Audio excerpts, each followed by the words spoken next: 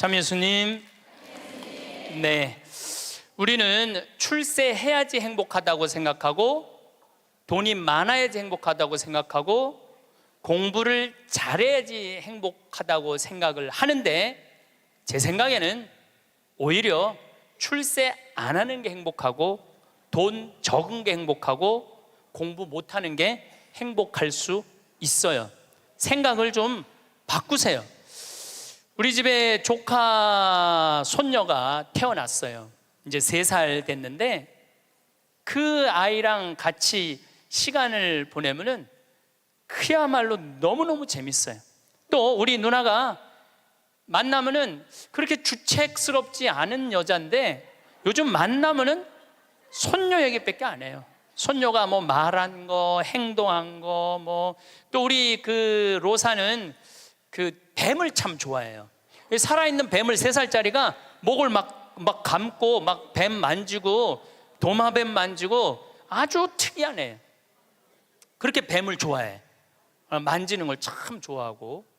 그래서 이제 그 아이가 하는 행동을 3살짜리인데 무슨 주사를 맞으러 가는데 의사 선생님한테 그랬대. 나는 씩씩해서 안 운다고, 선생님. 나는 안 운다고. 근데 대개는 이제 그러고도 우는데 얘는 주사를 딱 놨는데도 하나도 안 울고 딱 맞고 난 다음에 내가 안 운다고 그러지 않았느냐고. 너무너무 아이가 참 재밌고 정말 신비하죠. 그리고 그 할머니, 할아버지, 엄마, 아빠 또 나조차도 그 아이를 만나면 너무너무 즐거워요. 여러분들도 자식을 키울 때 그런 즐거움이 있었을 거예요. 근데 언제부터 원수가 되기 시작하냐면은 공부를 하면서부터 원수가 되기 시작해. 공부를 하면서부터. 그냥 그렇게 이쁘고 귀엽고 즐겁게 뱀 만지고 그냥 쭉 자라면은 걔하고 원수 될 일이 없을 거예요. 근데 공부를 시키는 순간부터 애한테 스트레스를 주는 거예요. 독해지라고. 너 그렇게 순해서는 안 된다고. 그러니까 애들한테 스트레스를 주기 시작하는 거예요. 제가 9월 10일 날 한국에 들어왔는데 처음 접한 소식이 뭐였느냐면 부산에서 9월 1일 날 여중생 15살짜리 총 7명이 14살짜리 1년 어린 여동생을 2시간 동안 때린 거예요. 이건 때린 정도가 아니야. 알루미늄 의자로 애를 내리치고 벽돌로 머리를 치고 소주병으로 얼굴, 눈을 가격을 하고 심지어는 담뱃불로 등어리를 찢기까지. 그래서 머리를 3바늘을 꼬매고 입안에도 3군데가 찢어져 갖고 3번. 그 사진을 보니까 애가 눈을 뜰 수가 없어. 너무 맞아 갖고 눈을 뜰 수가 없어. 그것도 남자 애들도 아니고 여자아이인데 그것도 15살. 이 15살이라면은 16살. 여기 16살을 뭐라고 그러냐면 이팔 청춘이라고 그러잖아요. 이팔이 16 해갖고 이팔 청춘이라고 그러잖아요. 그러면 이 16살짜리 여자아이들은 로미오와 줄리엣이 16살이었어요. 춘향이가 16이었어요. 심청이는 15살이고 성모님이 16살이었어요. 가장 여자가 아름다운 나이가 16이에요. 가장 순수하고 깨끗한 나이의 아이가 16이에요. 그리고 제일 예쁠 때가 16이라고 그래요. 사람이 제일 여자가 제일 예쁠 때가 16이라고 그래. 그래서 이렇게 보면은 중학교 3학년, 고등학교 1학년 아이들을 보면 정말 꽃 같은 아이들 많아요. 너무너무 예쁜 아이들이 많아. 그런데 그런 여자 아이들이, 이거는 깡패 중에 상깡패도 할 수 없는 일을, 그 판사님이 재판하면서 그랬잖아요. 개, 돼지도 이렇게 때리지 않는다고. 개, 돼지도 이렇게 때리지 않는다고. 그런데 그 여학생들이 그렇게 아이를, 그리고 인터넷에 올리고 자랑을 하고. 근데 내가 보기에는 그 아이들이 그렇게 된 거는 그 아이들 책임이 아니에요. 대한민국의 어른들 책임이에요. 대한민국 어른들 책임이에요. 어른들이 그렇게 키운 거예요. 어른들이 이렇게 가르친 거예요. 대한민국의 교육제도가 그렇게 된 거예요. 우리는 교육을 하는 거는 공부를 가르친다고 생각하는데 여러분들, 교육은 공부를 가르치는 게 아니에요. 학교는 공부를 가르치는 데가 아니에요.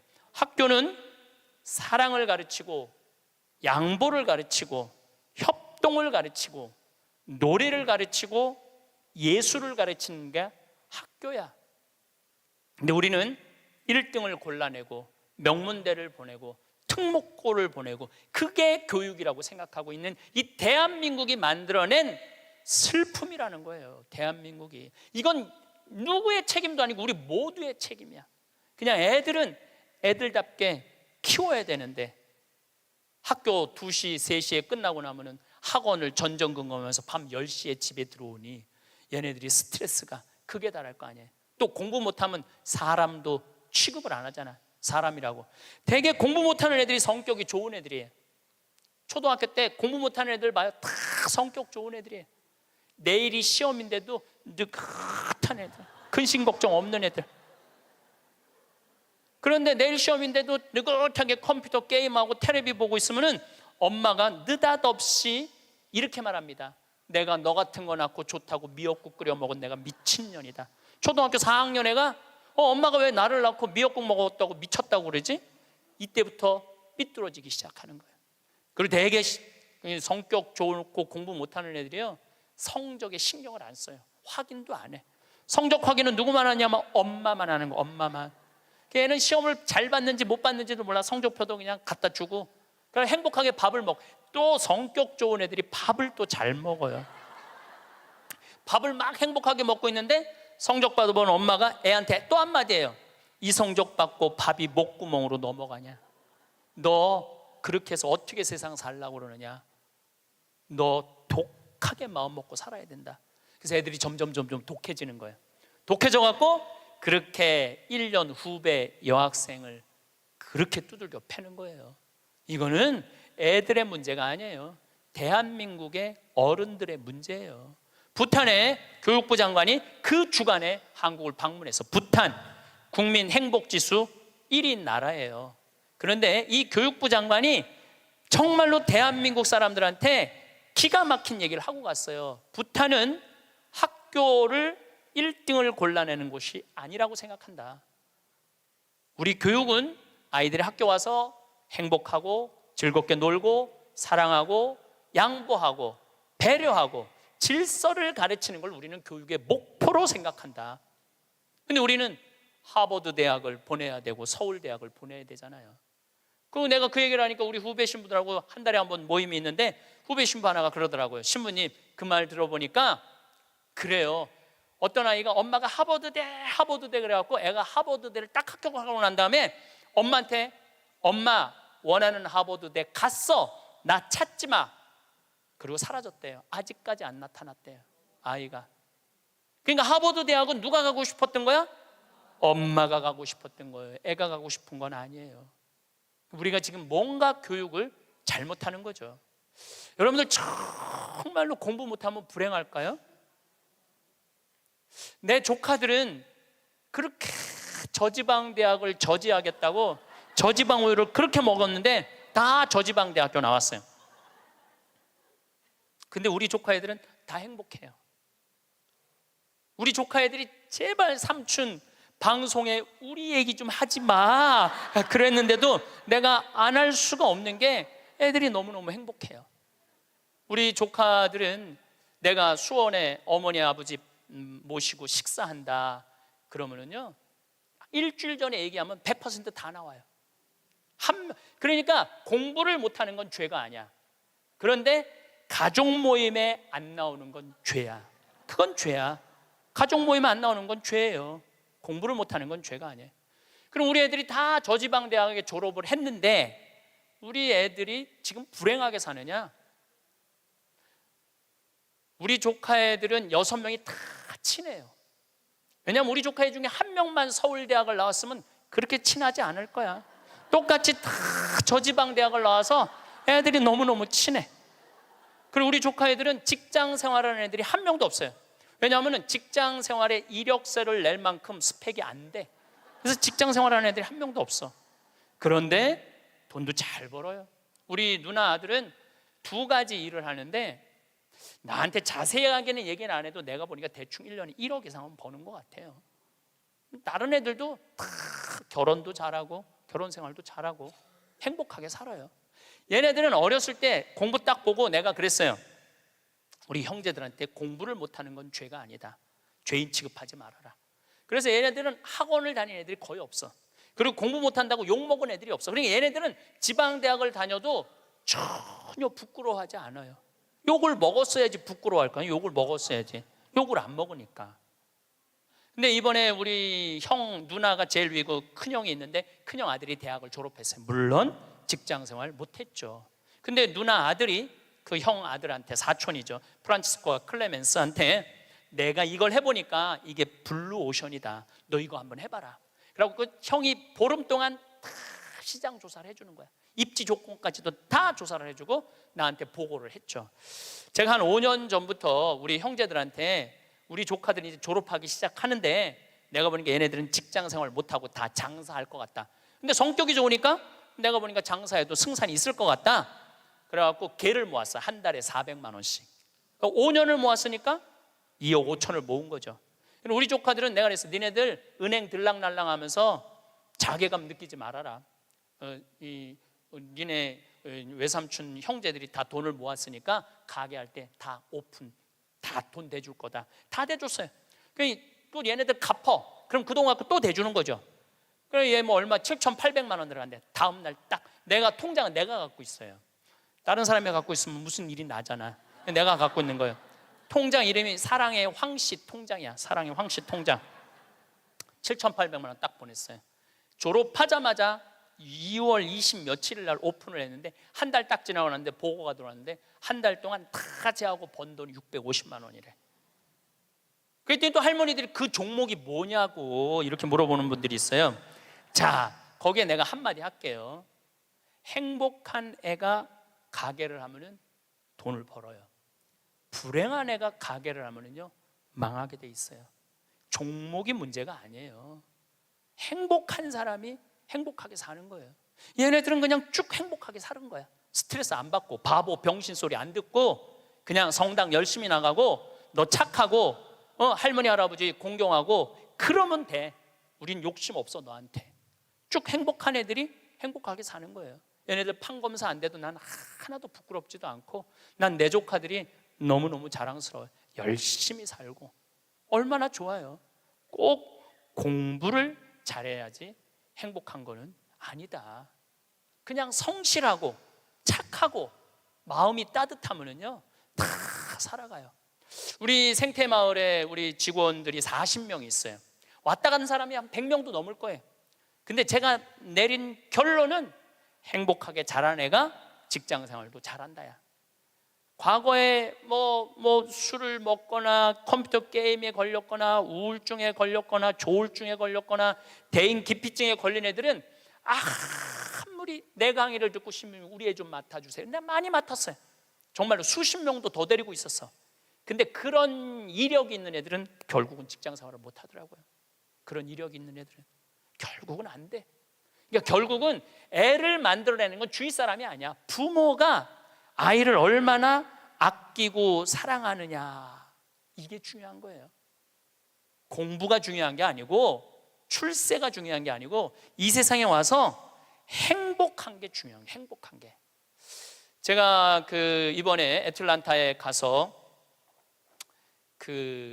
한 집에 하루 딱 머무르고 그 다음에 호텔에서 머물렀는데 내가 너무너무 사람들을 많이 만나니까 그 집 주인 자매하고 형제가 신부님 좀 편안하게 하루 아무도 안 만나게 해드린다. 그래갖고 아무도 그 집엔 오겠다는 분들이 많았는데 초대를 안 했어. 대신 아들이 하나 있는데 아들이 미국에서 두 번째로 좋은 테크 유니버시티, 그러니까 기술 대학교인데 4학년이래.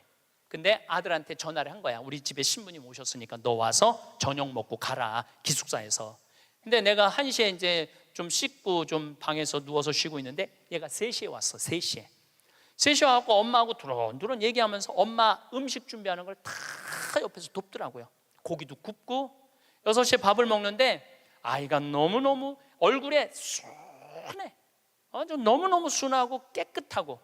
근데 밥을 먹고 이야기를 두런두런하고 밥 먹고 난 다음에 끝났는데 10시까지 나하고 얘기를 하는 거예요. 색소폰을 연주를 기가 막히게 하는데 자기 연주한 것도 다 보여줘가면서 밤 10시가 되니까 엄마가 너 이제 기숙사 가라고 10시에 집에를 가더라고요. 학교를.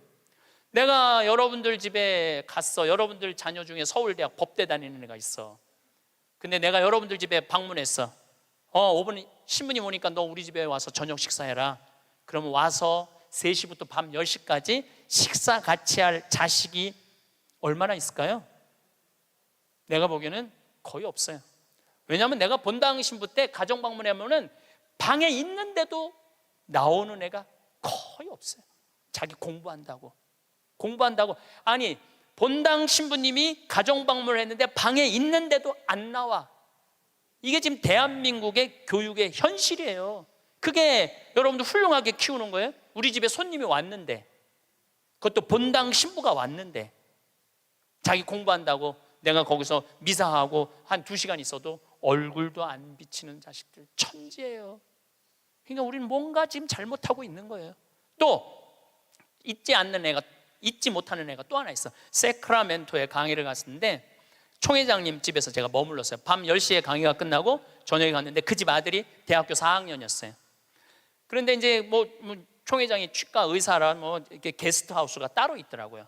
근데 거기서 이제 와인을 한 잔 먹고 이 얘기 저 얘기 했는데 1시 반까지 얘가 내 앞에서 시중을 들더라고요.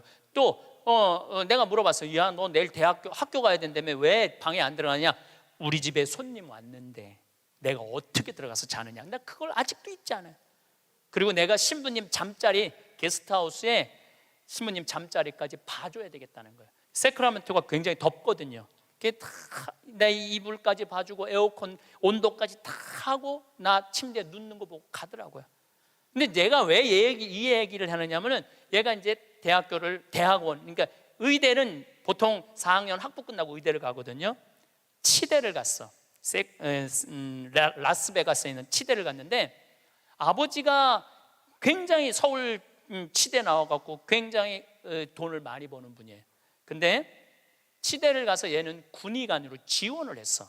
군의관으로 지원을 하면 의대가 1년에 학비가 1억이래요.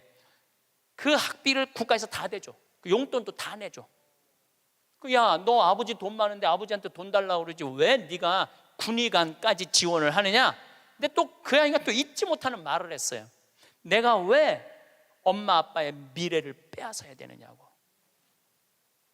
자기가 아버지 돈 쓰면 엄마 아빠 나 얼마든지 할 수 있는데 우리나라 명문대학교 애들은 엄마 아빠가 언제까지 살았으면 좋겠냐? 60살까지 살았으면 좋겠다고. 자기 뒷바라지하고 죽었으면 좋겠다고. 이게 지금 대한민국이 교육을 잘못하고 있는 거예요. 크게. 난 내 강의 때 핸드폰 올려도 한 번도 신경질을 부린 적이 없어. 한 번도. 이것도 다 이해가 되더라고. 내 나이만 돼도 네 바지에서 울리는지 내 바지에서 울리는지도 몰라. 예. 또 우리 할머니들 내가 노인대학 강의해 보면은 핸드폰이 울려도 이게 끌 줄을 몰라요. 유일한 방법은 받는 거야. 딱 봐도 나 신부님 지금 강의 들어. 근데 저쪽에서 엄마 중요한 얘기야. 그러면 공간 개념이 없어져요. 말해봐. 그러고 나보다 더 크게 대화를 해. 무슨 일인데? 막 이러면서 나이를 먹으면 어쩔 수가 없어요. 그래서 내가 깨워서 있으라는 거예요. 깨워서. 근데 저도 뭐 내 핸드폰 켜놨는지 꺼놨는지도 몰라. 근데 이 진짜 내 들은 얘기인데 어떤 자매가 핸드폰을 켜놨는지 꺼놨는지 핸드폰을 뭐 냉장고에 넣어놓고도 찾고 지갑도 잃어버리고 가방도 잃어버리는 자매가 있었대. 근데 여러분들 그렇죠? 지금 깜빡깜빡하죠? 옛날 같으면 46세 평균 연령이었을 때는 100년 전에 여러분들 지금 살아있는 사람 한 명도 없어. 다 죽었어. 근데 너무 오래 사니까 그런 일이 벌어지는 거야. 너무 오래 사니까 잊어먹는 것도 많고. 근데 어떤 자매가 하도 건망증이 많은 자매가 너무 잘 잊어먹었는데, 근데 한 번은 이제 운전을 하려고 딱 차에 탔는데 운전대가 없어졌더래. 운전대가. 내가 이제 잊어먹다 운전대까지 잊어먹는구나. 너무너무 당황을 했대. 이 운전대가 어디 갔나 이놈의 차에. 한참을 찾고 정신을 차려보니까 앞문으로 타야 되는데 뒷문으로 탄 거야. 뒷문으로 타갖고 거기서 운전대를 찾고 앉아 있어. 이게 뭐 앞문인지 뒷문인지도 모르고서 참 이게 너무 오래 살아서 그래. 너무 오래 살아서. 어쨌거든 이 친구가 한국에 평창에 와갖고 내가 또 장어도 사줬어요. 근데 이미 벌써 치대를 졸업하고 한국에 와서 용산에서 근무를 하고 이제 돌아가서 의사를 개업을 했다고 그래요. 내가 외국에 이렇게 다니면 경쟁이 없는 나라 애들이요 부드러워요, 따뜻해요. 경쟁이 없는. 근데 경쟁이 있는 데를 가보면요 너무너무 살벌해요. 근데 대한민국은 나라 전체를 경쟁으로 만들어 놨잖아요. 그냥 나라가 살벌한 거예요. 나라가. 또 이 프랑크푸르트에 유럽에 강의를 갔는데 그 가족들도 내가 잊지 못해. 내가 프랑크푸르트 주교자 성당에 가서 미사를 좀 봉헌하고 싶다 그러니까 엄마가 이 독일어가 유창하지 않았던 거죠. 아들하고 딸한테 연락을 하더라고. 딸은 학교 선생님, 아들은 법대인지 의대를 다니는데 신부님 안내 좀 하라고. 두 아이가 나와서 나를 안내를 하는데 기가 막히게 안내를 하더라고요. 그리고 너무너무 음식도 잘 시키고 하나하나 설명을 해주는데, 대한민국에서 여러분들 내가 명동에 가갖고 좀 명동 구경 좀 하고 싶으면 여러분들 자녀 중에 신부님 좀 안내 좀 하라고 그러면 여러분들 아들 중에 엄마가 가서 해. 내가 가서 해. 그러니까 이게 이 영어로 말하면 우리나라 애들은 프렌들리하지 않아요. 다정하지 않아요. 다정하지가 않아. 애들을 보면 굉장히 불편해. 애들이 이 지금 이러니 대한민국이 그런 지금 이 자기 1년 후배를 벽돌로 머리를 깨고 소주병으로 때리는 애들이 앞으로 만들어갈 세상은 어떤 세상일 것 같아요? 지금 대한민국이요 교육 제도를 바꾸지. 제가 아까 1000년, 100년, 10년, 2030년, 2040년 얘기하죠. 완전히 새로운 세상이 되고 있어요. 지금 공부 잘한다고 좋은 세상은 끝났어요. 행복한 사람이 많아야지 행복한 나라가 되는 거예요. 그러니까 여러분들 행복한 나라를 가꿔야 돼. 행복한 나라를. 나는 자연인이다 라는 프로 어때요? 보셔요? 산에 가갖고 그분들 아마 사업 망하고 건강 해치고 이런 분들이에요. 근데 그분들 물론 선택해서 가는 거겠지. 이 방송사에서 조금 조작도 있을 거예요. 그렇지만은 제가 보기에는 그 나는 자연인이다 그분들은 명예도 재산도 권력도 돈도 없는 사람들이야. 근데 그 사람들 행복해 보여? 안 행복해 보여? 행복해 보이죠? 국회의원들 지금 그 사람들 여러분 보면 행복해 보여? 안 행복해 보여? 그러니까 우리는 행복의 기준이 바뀌어야 돼. 신부님 말씀대로 성주순례도 가고 맛있는 것도 사 먹고 다 했는데 돈 다 썼는데 그때도 안 죽고 주머니에 돈 한 푼 없으면 어떻게 해요? 그때는 여러분들 어떻게 하면 되느냐면 집에 가만히 앉아 있으면 돼요. 그때는. 근데 문제는 뭐가 문제냐면은 나중에 쓰려고 지금 가만히 있는 분들이 많아요. 나중에 쓰려고. 근데 내가 이렇게 얼굴을 보니까 돈 쓸 수 있는 마지막 얼굴들이야. 나중에 어디서 나중에. 지금 안 쓰면은 나중에는 더 못 써요. 지금 안 쓰면 나중에 더 못 써요. 그러니까 지금 쓰세요. 성주순례도 가고 한국도 지난 목요일 날 우리 직원들 데리고 민둥산에를 갔었어요. 정선에. 너무너무 잘 해놨어. 내가 뭐 전 세계를 다니면서 대한민국처럼 등산 잘할 수 있도록 꾸며놓은 나라도 없어요. 대한민국처럼 등산할 수 있도록 꾸며놓은 나라도 없어요. 또 그거 끝나고 난 다음에 정선에 레일 바이크라는 걸 우리 직원들 40명하고 탔어요. 이야 신나더라고요. 우리나라도 다닐 때가 너무너무 많아요. 그리고 여러분들이 제가 한 10년 전에 할머니들이 용돈이 5만 원 나올 때가 있었어요. 내가 그때 할머니들한테 뭐라고 그러냐면 5만 원 다 닦아 써라. 조금 있으면 10만 원 나올 거니까. 10만 원 올랐죠? 다 닦아 써라. 조금 있으면 20만 원 나올 거다. 지금 20만 원 나오죠? 다 닦아 쓰세요. 5년 후에는 최소한 60만 원, 70만 원 나와요. 5년 후에는 내가 자신 있게 얘기할 수 있어요. 그리고 그렇게 가야 되고 그렇게 가야 돼. 그래야지 여러분들도 행복하게 살 거 아니야. 우리나라가 경제 규모가 작으면 내가 이런 말을 감히 못해요. 우리나라 경제 규모 굉장히 커요. 그리고 대기업에서 돈을 내놔야 돼요. 대기업에서 돈을 내놔야 돼요. 이번에도 삼성 3분기 실적 보고하니까 그러니까 엄청나게 벌었더라고. 그런데 우리 이건희 회장님이 쓰러진 지 3년 5개월 돼요. 이건희 회장님 쓰러진 지 3년 5개월 된 거 아는 사람도 대한민국에 나밖에 없을 거야. 근데 쓰러질 때 재산은 12조 5,900억이었어요. 쓰러질 때 12조 5,900억. 근데 3년 5개월 만에 주식이 올라갔고 20조야. 20조. 그런데 그 20조가 무슨 의미가 있을까요? 아무 의미가 없어요. 재물은요, 내가 나눌 때 의미가 있는 거예요. 나 혼자 이걸 가지고 나 돈 많다고 자랑하는 건 아무 의미가 없어요. 그래서 인생은 여러분들, 이제는 여러분들이 자아 완성이라는 큰 숙제가 남아 있어요. 이제 뭐 출세할 것도 아니고 판사 될 것도 아니고 검사 될 것도 아니고 국회의원 될 것도 아니고 대통령 될 것도 아니잖아요. 그건 또 중요한 것도 아니고, 가장 중요한 거는 내가 이 세상을 충만하게 살아가고 행복하게 살아가고 확신을 가지고 살아가는 게 중요한 거예요. 그러려면 자아 안성을 하기 위해서 뭐가 필요하냐면 깨달음이 필요한 거예요. 깨달음. 깨달으려고 여기 나온 거 아니에요? 그렇죠? 오늘 많이 깨달았죠? 여러분들은 내가 봐도 훌륭한 분들이야. 훌륭한 분들이야. 예. 여러분들 정말 훌륭한 분들이에요. 여러분들 같은 마음이 많은 분들이 있으면 대한민국은 행복해요. 제가 사제로 살면서 처음에는 몰랐어요.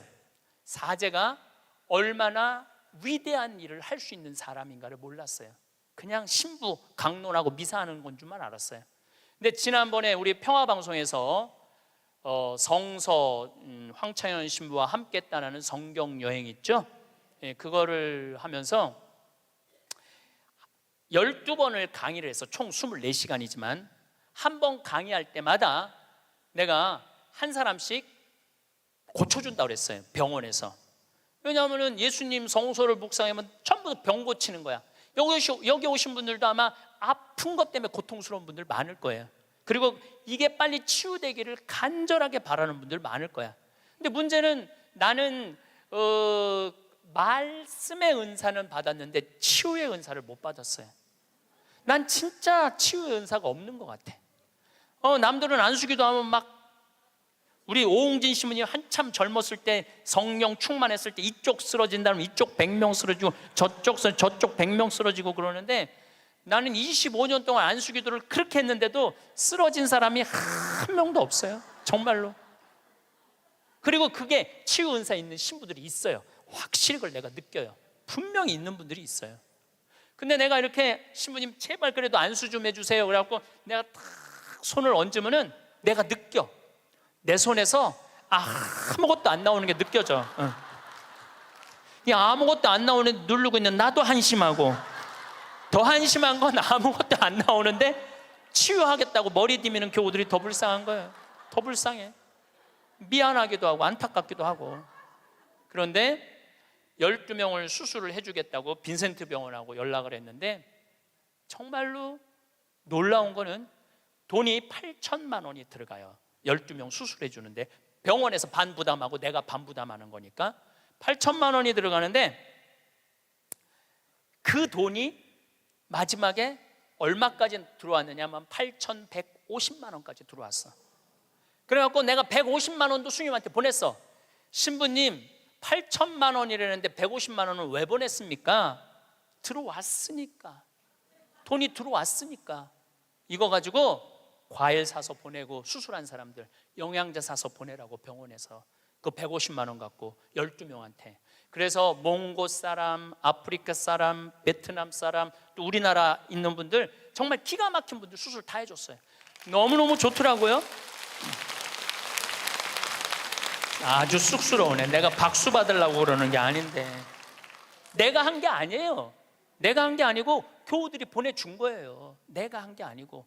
제가 뭘 깨달았느냐 하면은 내가 하지 않아도 내가 통로가 된다는 걸 깨달아서. 통로가. 그런데 더 놀라운, 이건 박수 받을 일 아니라 더 놀라운 거는 그 성경 여행에 그걸 보면서 할머니들이 돈을 보내준 거야. 할머니들이 돈을 보냈는데 그 할머니 아마 돌아가셨을 수도 있어. 전라도 광주에 있는 할머니인데 평창에 피정을 오셨어. 신부님, 저 온몸에 암이 다 퍼졌습니다. 아마 지난 6월 달에 와서 할머니가 나한테 한 얘기예요. 2달, 3달밖에 못 살 것 같습니다. 그런데 제가 나는 죽어도 신부님이 죽어가는 사람 수술해 주는 거 방송을 통해서 봤습니다. 제가 신부님 평생 모은 돈 2천만 원을 8월 며칠이면 그걸 탄대. 그걸 보내드릴 테니까 저는 죽지만은 신부님 2사람 살려달라고 돈을 보냈어. 2천만 원을 8월. 나는 이제 뭐 미국에 있었으니까 한국에 들어와 보니까 돈이 들어와 있었더라고, 할머니가. 그리고 그걸 보고 또 돈이 많이 들어왔어. 하여튼 많이 또 들어왔어. 그래갖고 수님한테 또 연락을 해갖고 수술해 주라고 그랬더니 또 8명을 또 수술을 해줬어요. 그래서 이제 다음 주 목요일 날 평화방송하고 수요일 날인가 보다. 다음 주 수요일 날 평화방송하고 전달식 돈 4천만 원이면은 8명을 수술해 줄 수 있는 거. 4천만 원이면은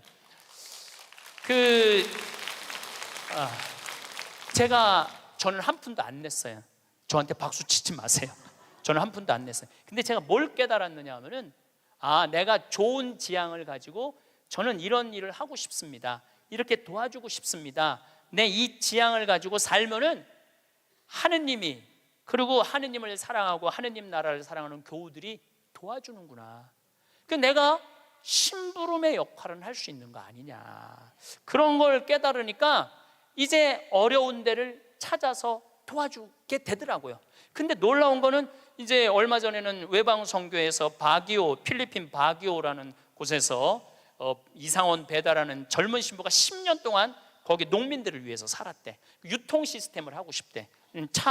냉동차가 있으면은 마닐라로 그 농사진 걸 보낼 수 있대. 그래서 그것도 또 5천만 원을 도와줬어요. 근데 내 돈으로 도와주는 게 아니에요. 도와주라고 보내주는 분들이 너무너무 많은 거야. 그래서 아마 다음 달에는 내가 그 이제 동영상을 여러분들 보면은 기가 막힐 거예요. 그 아프리카 잠비아에 지금 이루어지고 있는 일들을 보면은 기가 막힐 거예요. 그래서 여러분들도 내가 왜 사는지 그걸 깨달아야 돼. 내가 왜 사는 이유가 있을 거 아니에요. 그냥 살아? 내가 하다 못해. 여러분들 자식들한테도 성당 나오는 자식들한테, 성당 안 나오죠 자식들, 여러분들은 전부 다 열심히 한 분들 아니야. 그럼 제일 고민이 뭐야? 자식 성당 나오는 거 아니야. 그렇죠? 성당 나왔으면 좋겠어. 근데 애들은 성당 나가기 싫어. 먹고 살기도 바쁘고 성당 나가면 이거 해라 저거 해라 싫어. 그래서 성당 나가기 싫은데 오래간만에 엄마네 집에 갔는데, 어머니네 집에 갔는데 80 넘은 어머니가 웃으면서 얘기해도 성당 나갈까 말까 한데, 머리는 하얗고 얼굴엔 주물이 자글자글하고 웃어도 이쁠까 말까 한데 거기다 인상을 써가면서 성당 좀 나와. 어떤 놈이 성당 나가고 싶어? 더 나가기 싫지. 근데 여러분들 그렇게 말하면 그건 성교가 아니에요. 아들이 오래간만에 오잖아요. 얘야, 내가 하느님을 믿으니까 참 행복하다. 내가 지난번에 삼성산 성제 가고 신부님 강의를 들었는데 출세하는 거 그거 부러울 큰 없다고 그러더라. 나는 우리 아들이 더 자랑스럽다. 나는 너를 보면은 너무 자식 하나 잘 얻었다고 생각한다. 나는 하느님한테 너무너무 감사하고 내가 사는 게 너무너무 기쁘다. 한마디 또 해서 신부님이 나를 얼굴을 보는 돈 쓸 수 있는 마지막 기회라고 그러더라. 그래서 내가 지난번에 냉면 가서 사 먹었는데 오장동에 가서 냉면 사면 너무 맛있더라. 나는 하느님 믿어서 너무너무 행복하다. 그리고 여러분들이 돌아가셔서 세상을 떠났어. 난 천당 갈 거다. 아들이 먹고 살기 힘들고 사는 게 지칠 때 엄마 생각하겠죠. 야, 우리 엄마가 살아생전에 그렇게 하느님 믿어서 행복하다는데 나도 하느님한테 가야지. 여러분들이 하늘나라의 증표가 될 수 있는 거예요. 그것도 나누는 거예요. 그것도 저는 물을 볼 줄 알아요. 밑에 또 물 봐달라고 그러는 사람 또 있으면 안 되는데 운물, 그러니까 대수층에 한 20m, 30m의 물을 봐요. 근데 한국에서는 제가 물 안 봐요. 아프리카에서 잠비아에서는 내가 물을 봐요. 여기 물 나온다 찍으면 딱 나와. 그거 얼마나 좋은지 몰라. 내 능력으로 여기에 우물을 팔 수 있는 자리를 찍어낼 수 있다는 게 얼마나 좋은지 몰라요. 얼마나 좋아. 그러려면 뭐를 해야 돼? 공부를 해야지. 그냥 봐. 배워야지. 내가 그래서 물 보는 책을 2권, 3권을 사서 읽었어요. 수맥 보는 방법을. 그 논문으로도 나왔더라고. 그게 그냥 하는 게 아니라 논문으로 나왔더라고. 논문으로. 그러니까 내 차에는 항상 그 은 막대가 있어요. 그것도 보기 쉬워요. 하나 깨달으면 하나 나눠줄 수 있잖아. 그러니까 여러분들도 공부하라는 거예요. 공부. 신부님 어떻게 공부를 해요? 이 유튜브가 대학교예요. 유튜브 안에 이 성서 강의도 다 올라와 있어. 그리고 요즘 4차 산업에 대해서 기가 막히게 교수들이 해놨더라고요. 그러니까 여러분들 공부하세요. 맨날 드라마나 그냥 맨날 네 아들이냐 내 아들이냐 뭐 이런 거 그런 거 시청하지 마시고 좋은 유튜브 공부 많이 하세요. 그리고 이렇게 피정 다니는 것도 최고의 공부야. 자, 깨달음을 얻었다면 그 다음에 하는 일은 나눔이야. 나눔. 빌 게이츠, 이 참 대단한 사람이에요. 빌 게이츠 부인이 멜린다예요. 빌 게이츠하고 워렌 버핏이 지금 자선 기금을 거의 1,000억 달러를 모았어요. 그런데 빌 게이츠는 돈을 벌고 멜린다라는 부인은 자선 사업을 해요. 아프리카에 말라리아, 에이즈, 내가 거기 가보니까 그 재단에서 약을 보내주더라고요. 그래갖고 그 멜린다 여사가 지금 살린 사람만 70만 명을 살렸대요. 70만 명을 살렸대. 여러분들 멋있지 않아요? 그 정도 부분은 돼야죠. 그리고 빌 게이츠 하는 일이 너무너무 멋있으니까 워렌 버핏은 그 자기 재산을 빌 게이츠 재단에 다 내놨어요. 네가 정말 잘 쓴다. 그러니까 멜린다라는 부인이 너무너무, 근데 이 멜린다라는 부인은 그냥 돈을 주는 게 아니야. 아프리카에 직접 가요. 1993년에 아프리카를 전부 다 한번 돌아봐요. 그리고 그 사람들 아픔을 직접 보면서 어떻게 도와줘야 되는지를 아는 거야. 그러면서 너무너무 행복해요. 저는 아프리카 잠비아를 간 지 이제 5년이 되는데 정말 잠비아에 갔다 올 때마다 심장이 벌렁벌렁 거려요. 우리 대한민국이 할 수 있는 일은 너무나 많아요. 처음에는 의사가 3명인데 5년 만에 몇 명으로 늘어났냐면 12명으로 늘어났어요. 안과 의사, 치과 의사. 이 피부과 의사까지 오면 더 좋을 것 같아요. 왜냐하면 거긴 피부가 엉망이거든요. 피부과 의사까지만 가면은 완벽한, 올해도 1,000명을 진료해주고 왔어. 올해도 1,000명을 진료해주고 왔어. 그 사람들 이 백내장 안 보, 처음에는 수술하러 오라니까 한 명도 안 왔어. 왜 안 하냐? 눈알을 빼는 줄 알고 수술하면은. 근데 이 백내장을 걷어주니까 막 춤을 추는 거예요. 그러면서 의사 선생님들이 10일이라는 시간을 내면서 가면서 사는 보람이 있다는 거예요. 깨달음이 있으면은 나눔이 있고, 나눔이 있으면은 기쁨이 있고, 기쁨이 있으면 감동이 있는 거예요. 그런데 문제는 그곳에 함께한 분들의 이야기는 그런 얘기를 해요. 신부님, 내가 잠비아에 와서 내 인생의 가장 찬란한 시간을 보내고 있다고. 우리 인간은요, 나만을 위해서 살면 아름답지도 않고 위대하지도 않아요. 어려운 이웃을 돕고. 그런데 이 잠비아를 떠나는 사람들은 대단한 능력을 가지고 있는 사람들도 떠나지만은 평범한 아줌마들도 함께 떠나요. 올해 20명이 이 자원봉사자들을 모았는데 110명이 지원을 했어. 한국에서. 그중에 90명이 떨어졌어. 90명이 떨어지면서 한다는 소리가 내 돈 내고 내가 가서 봉사하겠다는데도 떨어져야 되느냐고 그런 얘기를 하더라고요. 저는 이제 대한민국이 정말로 행복하려고 그러면은 나눠야 돼요. 대한민국이 행복하려고 그러려면은 지금 교육제도는 바뀌어야 돼요. 학교에서 등수 매기지 말아야 돼요. 학교에서 지금 고등학교 애들 음악 시간, 체육 시간 없애고 있어요. 공부해야 된다고. 내가 보니까 정신 나간 짓이에요.